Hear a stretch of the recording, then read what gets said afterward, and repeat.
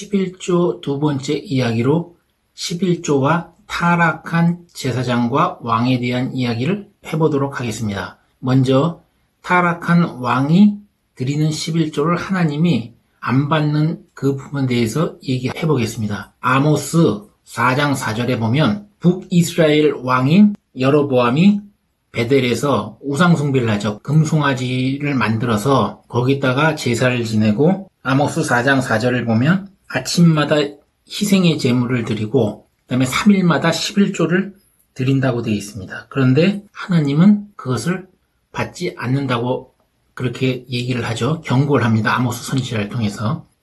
아모스 4장 4절부터 4장 5절에 대한 이야기를 이해하려면 이스라엘이 둘로 쪼개지는 역사부터 이해를 해야 합니다. 그래야 이해가 쉽게 됩니다. 이스라엘이 솔로몬이 사후에 남유다와 북이스라엘로 둘로 쪼개지죠. 북이스라엘, 남유다. 북이스라엘은 10개의 지파가 뭉쳐가지고 반역을 일으키고 북이스라엘을 만들어요. 나중에 아수르에게 멸망을 당하죠.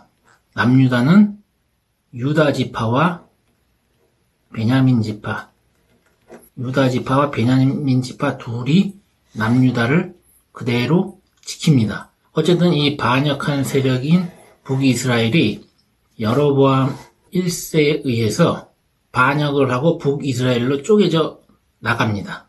그렇게 해서 여로보암부터 13번째 왕인 여로보암 2세, 그 다음에 남유다는 르호보암이죠. 솔로몬의 아들 르호보암이 남유다 1대 왕으로 해서 아모스 선지자가 활약하는 시기에는 유다 10대 왕인 우시야 왕 때 벌어지는 일들을 아모스 선지자가 경고를 내려요. 그런데 이 여로보암 1세가 하나님이 그랬죠. 모든 이스라엘 백성들은 절기 때 하나님이 지정한 율법과 규례에 따라 제사를 지낼 때는 어디로 올라오라고 그랬어요? 유다에 있는 예루살렘으로 올라오라고 그랬죠. 그래서 이 여로보암에 의해서 독립해 나간 북이스라엘을 여로보암이 지배를 하기 위해서, 정치적으로 세력을 공고히 하기 위해서 여기에 있는 이스라엘 백성들이 절기 때마다 이 예루살렘은 남유다에 있으니까 남유다로 내려가는 걸 막기 위해서 여로보암이 금송아지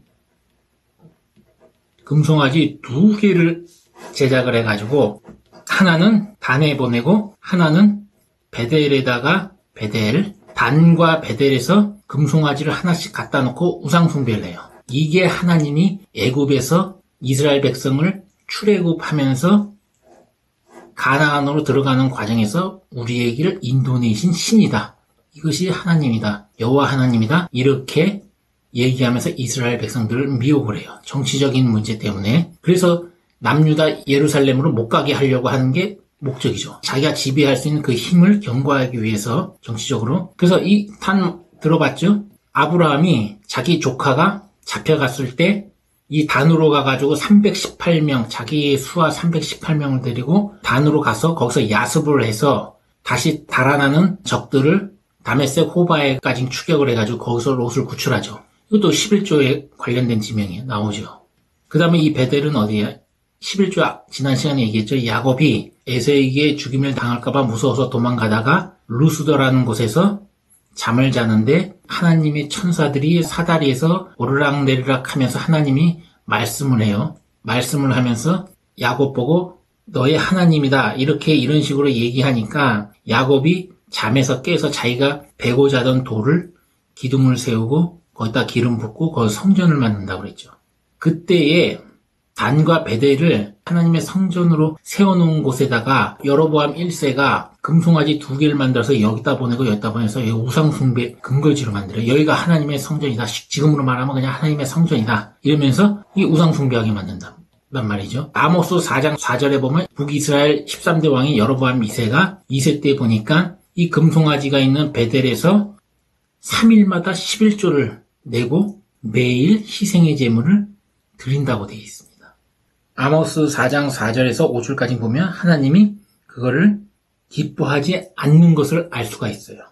5절에도 보면 누룩을 넣은 것을 불살라 수은제로 드리고 투은제로 드리면 낙헌제를 소리내어 광포하려무나 뭐 이런 식으로 나와요. 근데 여기서 수은제는 뭐냐면 자기 생각으로 예기치 못한 은혜나 축복을 받았을 때 드리는 예물이에요. 그리고 낙헌제는 뭐냐면 축복을 하나님한테 받을 걸 기대하지 않고 그냥 감사함으로 드리는 예물을 낙헌제라고 합니다. 그런 제사를 지내요. 그런 것들을 하나님한테 매일 희생의 제물을 드리고 11조를 3일마다 하나님한테 드리고 북이스라엘 백성들이 그리고 낙헌제와 수은제를 하나님한테 드리는데도 하나님은 이들에게 경고를 합니다. 그러니까 우리가 여기서 알아야 될 게 신앙생활 하면서 무조건 하나님이 11조를 드리면 내가 속해 있는 예배당, 교회에서 하나님에게 올바로 가고 있는 것인지 아닌지도 모르는 상태에서 이렇게 무턱대고 11조를 낸다고 하나님이 받느냐? 그렇지 않다는 겁니다. 하나님의 뜻대로 가는 게 제일 중요하다는 걸 알 수가 있죠. 그리고 지난 시간에도 얘기한 것처럼 11조는 이미 예수 그리스도가 십자가에 못 박혀 죽으심으로써 끝난 예물이에요. 왜냐하면 이 11조 자체가 예수 그리스도가 인간을 죄를 짊어지고 인류를 대속해서 구원할 것을 상징하는 예물이기 때문입니다. 그래서 예수 그리스도가 십자가에 못 박혀 죽으시고 부활하는 순간 11조도 그렇고 구약시대에 드리던 양소 이런 각종 하나님한테 드리면서 제사 지내는 모든 것들이 다 그 역할이 끝나는 겁니다. 그래서 11조 양소 잡는 거 다 하지 말아야 되는 것이죠. 어쨌든 아모스 4장 4절을 통해서 우리가 알 수 있는 것은 11조와 각종 헌물을 하나님한테 예물을 드린다고 할지라도 하나님이 원하지 않는 상황을 만들어서 우상숭배를 하면서 그걸 하나님으로 생각을 하고 이런 예물을 드린다고 해서 하나님이 안 받는다는 것은 오늘날 현대 사회에서 형식주의로 치우치고 그 다음에 하나님을 섬긴다고 하면서 하나님의 뜻이 어디 있는지도 모르고 형식적으로 흘러버리면 하나님의 관심사항에서 벗어난다는 걸 말해주는 겁니다. 그리고 왕이 이렇게 타락한 것처럼 목사들이 이런 식으로 타락을 하면 그 밑에 있는 교인들까지 전부 다 죽는 것을 얘기해 주는 겁니다. 이 아모스 4장 4절에서. 두 번째, 가장 많이 언급되는 11조 내라 마라 할 때 이 11조를 왜 내야 하는지 말라기 3장 7절에서 10절까지죠.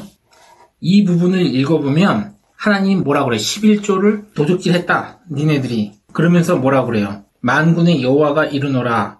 너희의 온전한 11조를 창고에 들여 나의 집에 양식이 있게 하고 그것으로 나를 시험하여 내가 하늘문을 열고 너희에게 복을 쌓을 곳이 없도록 붙지 아니하나 보라. 이 말씀 가지고 11조를 안 내면 도둑놈이라고 이런 식으로 잘못 가르쳐요. 그런데 말라기서 전체를 이렇게 쭉 보시면 알겠지만 여기서는 타락한 제사장이 나와요. 타락한 제사장. 타락한 제사장에게 말라기 선지자가 경고하는 내용입니다. 이게. 경고하는 내용이에요. 그러니까 이 말라기에서 나오는 백성들의 죄는 딱 한 가지밖에 없습니다. 거기서 이방 여자와 결혼하는데 이미 자기와 결혼한 여자가 있는 상황에서 이방인 여자와 결혼하면서 자기 본초와 이혼하는 이런 행위에 대해서 하나님 백성에 대해서 경고하는 거고 나머지 말라기 전체에서 나오는 무슨 제사 눈먼 거를 들여서 그 다음에 토색한 거 남의 것을 강제로 뺏고 사기치고 이렇게 해가지고 뺏은 재물을 토색한 것을 하나님한테 드리고 이런 것들은 제사에 대한 어떤 전반적인 잘못된 타락한 제사장이 하나님한테 제사를 지낼 때 어떻게 될 것인가를 하나님이 말라기 선지자를 통해서 경고하는 게 이 말라기 전체의 내용입니다. 그러니까 이 말라기 3장 7절에서 10절까지 나오는 11조를 도적질하지 말라는 것은 이스라엘 백성이 11조를 도적질해서 그런 게 아니고 그 윗절에 보면 말라기 3장 전체를 이렇게 쭉 읽어보시면 부패한 레위인 얘기가 나오고 그 다음에 제사장 얘기가 나와요. 이 사람들이 11조를 하나님의 성전 지정한 곳에서 그것을 먹고 마셔야 되는데 이것을 성전 밖으로 빼돌리기 때문에 도둑질한다고 얘기하는 겁니다. 그래서 창고에 보라고 하는 거예요. 그래서 3장 7절에 7절, 8절 이런 데 보면 8절에도 보면 사람이 어찌 하나님의 것을 도적질하겠느냐 그러나 너희는 나의 것을 도적질하고도 말하기를 우리가 언제 주의 것을 도적질하였나이까 하는도다. 이렇게 나와요. 이는 곧 11조와 헌물이라. 이미 드린 11조와 헌물을 도적질할 수 있는 위치에 있는 사람은 레위인과 제사장밖에 없어요. 일반인들이 훔칠 수 있는 상황이 아니라는 겁니다. 이런 부분을 가지고 일반 교인들에게 11조 안 내면 도둑놈이다. 이렇게 단순히 얘기해서 위협을 가해서 11조를 강제로 내게 하면 하나님이 그것을 받겠느냐 하는 겁니다. 그 자체가 뭐냐? 토색한 물건이 됩니다. 토색한 물건. 토색. 말라기 당시에 보면 하나님한테 눈먼 것을 제사를 드려요. 눈먼 것을 드리고 저는 것, 절름발이 이런 양들을 갖다가 제사를 지니까 하나님이 뭐라고 하냐면 제발 누가 나서서 이 성전 문을 닫아버리라고 합니다. 제사를 안 받겠다는 겁니다. 하나님이 화가 많이 나요. 이 말라기에 보면. 이 부분을 가지고 현대 교회에서 어떤 마음가짐을 가지고 하나님한테 예배드리고 어떤 다른 예물들을 드려야 되는지 이 말라기서를 보면 정확히 알 수가 있습니다. 그래서 우리가 믿는 하나님은 어떤 형식주의에 치우치거나 아니면 가장 핵심적인 예수 그리스도의 십자가에 흘리신 피의 공로로 모든 인간이 구원하였다는 하나님의 구속 섭리에다가 뭘 자꾸 추가하고 더하고 그러면 절대 안 돼요. 왜냐하면 이 자체 하나님이 하나뿐인 독생자 아들 예수 그리스도를 십자가에 못 박혀 죽이시고 예수 그리스도 자체가 최고의 11조가 되었는데 여기에 자꾸 뭔가 이 하나님의 아들 예수 그리스도 피 하나 가지고는 부족하다는 그런 얘기밖에 안 돼요. 우리가 구원받는 조건에다가 뭘 플러스시키고 그러면요. 지난 시간에도 얘기했지만 11조는 예수 그리스도가 인류를 구원할 것을 상징하는 그림자입니다. 그래서 구약에 하나님이 이스라엘 백성들에게 11조를 내라. 11조를 내라 하는 것은 미래의 예수 그리스도가 초림 때 와서 인간을 구원하겠다는 것을 여기다가 상징적으로 이런 의미를 그림자로서 희미하게라도 기억하라는 그런 의미로서 하나님이 구약에 11조를 내라고 규례를 모세를 통해서 이스라엘 백성들에게 주게 된 겁니다. 그러니까 11조를 안 내고 내가 11조를 안 냈으니까 나는 하나님의 자녀가 아니다. 그리고 나는 믿음이 없는 자야. 이런 생각을 절대 할 필요가 없어요. 11조는 예수 그리스도가 십자가에 못 박혀 주시고 인간을 구원하겠다는 하나님의 구속 섭리에 대한 그림자일 뿐이지 이 자체가 큰 지금에 와서 예수 그리스도가 부활한 이후에 큰 의미가 있는 게 아닙니다. 11조는 3대 절기 얘기했죠. 유월절, 77절, 초막절. 유월절은 아시죠? 애굽에서 이스라엘 백성을 끄집어내서 가나안으로 하나님이 인도하여 낼 때 애굽의 왕이 못 나가게 붙잡죠. 이스라엘 백성들을. 그러니까 하나님이 모세를 통해서 10가지 재앙 중에서 마지막 재앙 때 애굽에 있는 모든 장자와 짐승의 첫 새끼들도 전부 다 죽여버리죠. 그러면서 뭐라 그래요? 문설주에다 양의 피를 발라라. 그러면 양의 피를 바르는 자들은 전부 그 죽음이 재앙이 넘어간다 그러죠. 여기서부터 철저하게 예수 그리스도가 인간을 어떤 방식으로 구원할 것이라는 것을 하나님이 예수 그리스도 오기 전 오래전부터 이스라엘 백성들에게 이렇게 퍼즐로 조금씩 조각조각씩 이런 행동을 통해서 퍼즐을 넣어줬습니다. 여기다가. 이런 사건을 통해 가지고 알 수 있고, 6월절은 예수 그리스도가 십자가에 못 박혀 죽으실 것을 상징하는 절기고, 77절은 지난 시간에 얘기한 것처럼 성령 강림돼서 오는 날입니다. 77절 다음 날이 초실절이죠. 첫 열매를 맺는 절기입니다. 초실절. 끝난 다음이 무교절이 나오죠. 무교절. 이때는 빵에다가 누룩을 섞지 않고 그냥 먹죠. 일주일간. 이 무교절의 그 누룩은 뭐를 상징하냐면 죄를 상징해요. 그래서 죄가 없는 빵을 먹는 겁니다. 왜? 예수 그리스도 십자가에 못 박혀 죽으시고 3일 만에 부활해서 오순절날 성령 강림해서 모든 사람에게 예수 그리스도가 하나님의 아들이구나. 그것을 깨닫는 순간 죄가 없는 겁니다. 그래서 누룩 없는 빵, 즉 죄가 없는 상태로 니들이 들어간다는 것을 보여주기 위해서 무교절을 절기를 지키라고 또 하나님이 이렇게 세밀하게 규례를 통해서 얘기해주고 있는 겁니다. 그 다음에 77절, 그 다음에 초막절. 초막절은 지난 시간에 잠깐 언급을 했어요. 이 초막에 들어가는 모든 나뭇가지 하나하나가 예수 그리스도를 구원받은 성도들 한 사람 한 사람을 뜻하는 거라고. 그 성도들 하나하나가 모여서 결국은 성막이신 예수 그리스도를 완성을 한다. 예수 그리스도를 성막을 이뤄서 재림 때 예수 그리스도가 계시록에 나온 대로 천사들을 통해서 측량을 한다고 그랬죠. 각자의 믿음대로. 그래서 하나님은 처음부터 끝까지 인간을 구원하겠다는 이 구속의 섭리를 11조라는 예문을 통해서 6월절, 7절, 초막절 때 다른 데 말고 하나님이 계시는 유다의 예루살렘으로 가지고 모든 이스라엘 백성은 오라고 합니다. 그 예루살렘 성도 결국은 하나님의 아들인 예수 그리스도 그리고 천국을 상징하죠. 아무데나 가지 말고 글로 올라오라. 그럼에도 불구하고 이 여로보암 1세와 2세는 정치적으로 그런 하나님의 섭리를 모른 채 자기들이 정치적 영향력을 행사하고 자기가 반란을 일으켜서 세운 북이스라엘을 유지하기 위해서 백성들이 유다로 내려가면 자기 정치적 힘이 약화될 테니까 주기적으로 내려가면 그것을 막기 위해서 금송아지 2개를 제작해서 북이스라엘의 주요 성전이 있던 단과 베델에 그것을 갖다 놓고 우상숭배를 이스라엘 백성까지는 같이 하게 만들어서 같이 망해버리죠. 결국은 나중에 아수르에게 멸망당합니다. 그러니까 이 타락한 왕이 그렇게 이끌면 백성들도 다 같이 망한다. 타락한 왕이나 제사장이 이끄는 대로 가는 백성은 다 망하는 것처럼 지금도 타락한 목사나 이런 하나님 말씀을 모르는 사람들을 쫓아가는 교인들은 이때와 똑같이 망하게 되는 겁니다.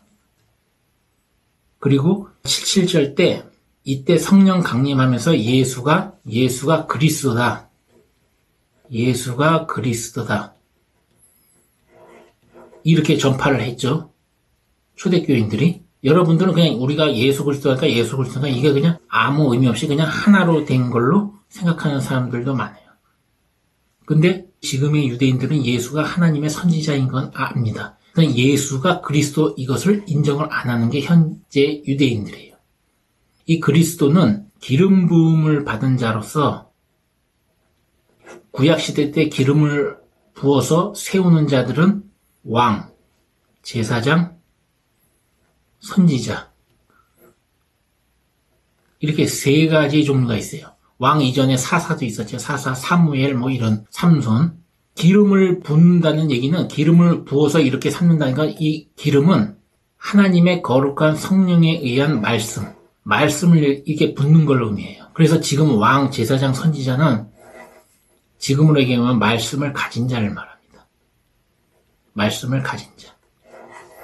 말씀을 남한테 휘둘리는 게 아니라 자기 나름대로의 말씀을 가진 자들은 다 왕과 제사장, 선지자가 될 수 있어요. 누구에 의해서? 예수 그리스도가 십자가에 못 박혀 죽으시고 부활한 이후에 예수 그리스도 자체가 멜기세덱의 반차를 쫓는 유일한 대제사장으로서 모든 사람이 직접 하나님한테 죄를 회개하고 돌이킬 수 있는 만인 모든 사람이 제사장이 될 수 있는 권리를 예수 그리스도가 줍니다.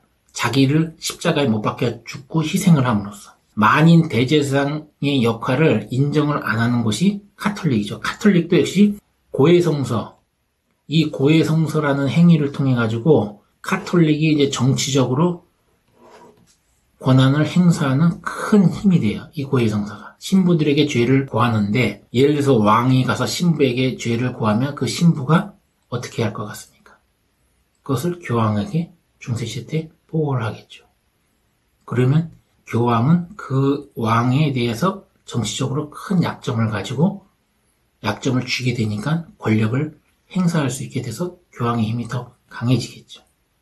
그러니까 이 카톨릭 같은 경우는 이렇든 저렇든 카톨릭은 만인 제사장이 모든 사람이 예수 그리스도를 믿는 순간에 만인 제사장에서 직접 하나님에게 예수 그리스도의 이름으로 회개를 할 수 있다고 보질 않는 겁니다. 이 카톨릭에서는.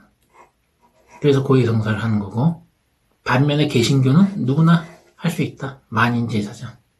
그래서 지금 우리가 직접 예수 그리스도의 이름으로 회개를 할 수 있는 겁니다. 회개 같은 경우도 이게 죽은 행실의 회개가 있거든요. 히브리서에. 근데 그 부분은 나중에 히브리서 얘기할 때 따로 얘기하기로 하고, 오늘은 이렇게 해서 결론은 11조는 타락한 왕과 제사장이 드리면 하나님은 절대 안 받는다. 11조는 예수 그리스도가 인간을 구원하기 위해서 십자가에 못 박혀 죽으신 사건을 상징하는 예물이기 때문에 그 하나님의 구속 섭리를 무시하고 모른 채 단순히 종교적인 행사로 11조를 드린다고 해서 하나님은 절대 받으시지 않는다. 그리고 이미 예수 그리스도가 단번에 구약에 있는 성경의 모든 약속, 숨겨져 있는 모든 상징들을 다 이루고 십자가에서 못 박혀 죽으심으로써 다 이뤘기 때문에 더 이상 이런 종교적인 어떤 형식적인 행사로 어떤 예물을 드리고 이런 걸 통해서 한다고 해서 하나님이 받으시는 게 아니다.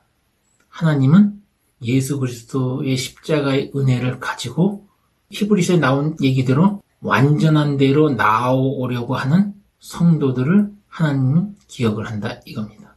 그래서 계시록에 보면 나중에는 예수 그리스도의 피로 깨끗이 씻은 세마포 입은 자들이 나온다고 하죠. 그런 자들이 되어야 한다는 것이죠. 이상입니다.